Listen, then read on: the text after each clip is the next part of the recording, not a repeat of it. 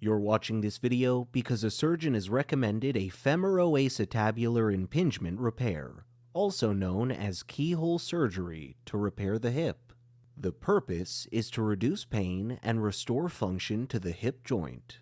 The hip is a ball and cup joint. The ball is not moving smoothly within the cup in your case. This keyhole operation involves making small cuts around the joint to insert a camera and instruments. The joint is filled with a salt water fluid to expand it and create room for the surgeon to operate. A shaver is then used to remove the excess bone growth, smoothen and clean the cartilage and the edges of the cup part of the joint. The idea is to allow the ball of the joint to move smoothly within the cup.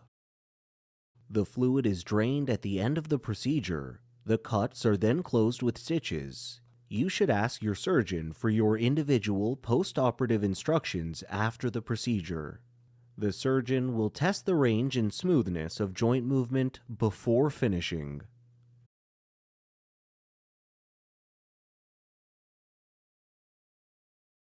The contents of this video are a general depiction of this procedure and the risks involved. It's not necessarily accurate for your personal situation.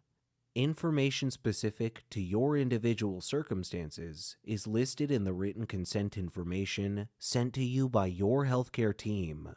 Thank you for listening. Please watch this again to ensure you have understood everything.